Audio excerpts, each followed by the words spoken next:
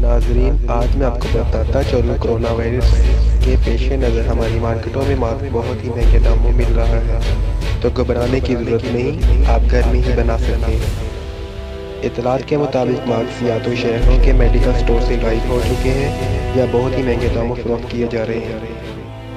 عام surgical mask کا ایک ڈبہ جس کی قیمت عام طور پر 300 سے 450 روپے ہوا کرتی تھی، اب وہ 2000 سے زیادہ میں فروخت ہو رہا ہے۔ حکومت پاکستان کی طرف سے ماسک کے برآمد پر پابندی کر دی گئی کیونکہ ماسک پہلے ہی چائنا میں ایکسپورٹ کر چکی ہے۔ تو دوستو، آپ جانتے ہیں چین کے بعد پاکستان میں پہلے ہی کرونا وائرس کے 2 واقعات رپورٹ کیے جا چکے ہیں۔ آپ گھر میں ہی ماسک تیار کر سکتے ہیں۔